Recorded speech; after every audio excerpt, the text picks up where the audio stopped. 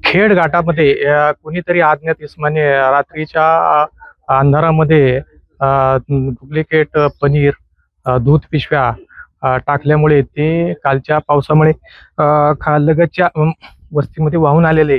वाहून आल्यामुळे ह्या पिशव्यांमधून जी दुर्गंधी सुटलेली आहे, या दुर्गंधीयुक्त वासामुळे नागरिकांच्या आरोग्यावरती विपरीत परिणाम होण्याची शक्यता नाकारता येत नाही. आपल्यासोबत काही ग्रामस्थ आहेत, आपण त्यांच्याशी बोलूया की काय सांगाल तुम्ही, काय प्रकार आहे हा?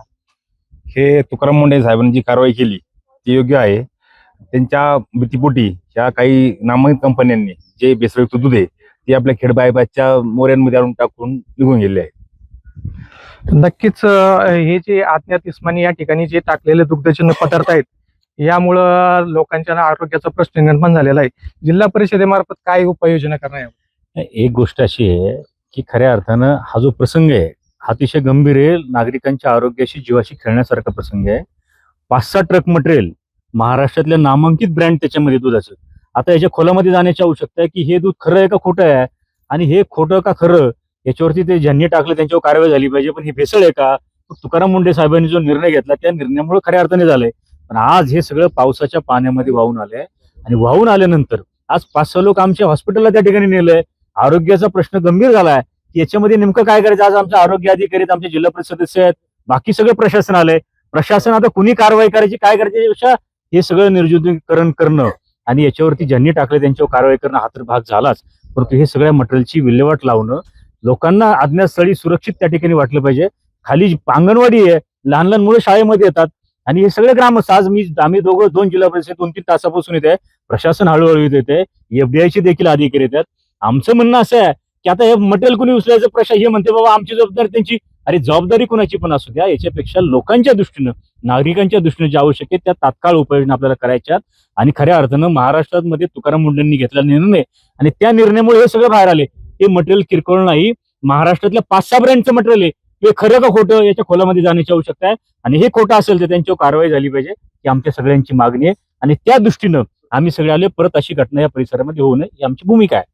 नक्कीच एफडीएने या मालाची चौकशी करून याच्यावर कारवाई करण्याची गरज आहे. जिल्हा परिषदेच्या मार्फत आपण काही एफडीए ला कारवाई करण्याचे आदेश वगैरे देणार आहात का? अशी काय? हो, आत्ताच विजूदादांनी सुद्धा एफडीएच्या अधिकाऱ्यांना फोन करून या सर्वांची कल्पना दिलेलीच आहे. आता जी सर्वसाधारण सभा जिल्हा परिषद होईल त्यामध्ये आम्ही सर्व जिल्हा परिषद सदस्य मिळून हा जो काही प्रकार घडतोय त्याची खोलात चौकशी आपल्या प्रशासनाकडून सुद्धा व्हावी, आणि यावर लवकरात लवकर जी काही कारवाई असेल ती व्हावी.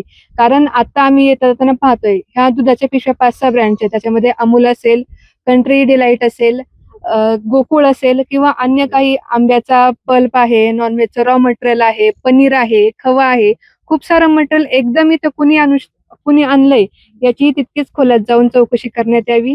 आणि पुन्हा एकदा या ठिकाणी लवकरात लवकर सीसीटीव्ही कॅमेरे अशा ठिकाणी लावण्याची विषय आम्ही जिल्हा परिषदेमध्ये नक्कीच मांडू, आणि आपल्या प्रशासनाने लवकरात लवकर याच्यावर कारवाई करावी असं देखील आम्ही त्यांना सांगू. नक्कीच आरोग्य विभागाचे काही आपल्या सोबत अधिकारी आहेत, आरोग्य विभागाकडून काय कारवाई करण्यात आलेली आहे की नाही, काय पुढील काय उपाययोजना असणार आहेत? आमच्या आरोग्य विभागाकडून जे काही कालच्या पावसामध्ये जे काही भेसळयुक्त दुधाचे पॅकेट वगैरे असेल, पनीर असेल, ते वाहून येऊन या सदरच्या गावामध्ये खाली ओढ्याने जाऊन ते खाली जे काही पाण्याचा स्रोत आहे गावाला पिण्यासाठी तिथं पर्क्युलेशन होऊन जाऊन तिथं गढूळ पाणी झालेलं आहे. तर आमच्या आरोग्य विभागाच्या वतीने त्या विहिरीचं पाणी नमुने घेऊन आम्ही तपासण्यासाठी शॅम्पल घेऊन तपासण्यासाठी पाठवलेत आणि किंवा पाठवणार आहोत.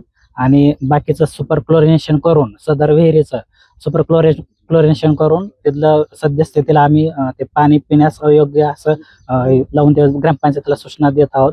आणि बाकीचं जे काही उद्या जर परत पाऊस झाला तर सदर पाकिट जे काही वरून खाली आलेले वाहून येणार आहे त्याचे संपूर्ण त्याच्या सूचना संबंधित विभागाशी चर्चा करून त्यांना पत्र वगैरे देऊन त्यांना सूचना देऊन त्या लवकरात लवकर उचलण्याचं सूचना देऊत. आणि जेणेकरून उद्या जास्तीत जास्त ह्या भागामधील आज ग्रामस्थ आहे ते आजारी पडणार नाही याची दक्षता घेऊ. नक्कीच हे जे मटेरियल या ठिकाणी टाकण्यात आलेलं आहे याच्यावरती तातडीने कारवाई करण्याची मागणी स्थानिक ग्रामस्थांसह जिल्हा परिषद सदस्यांनी केलेली आहे.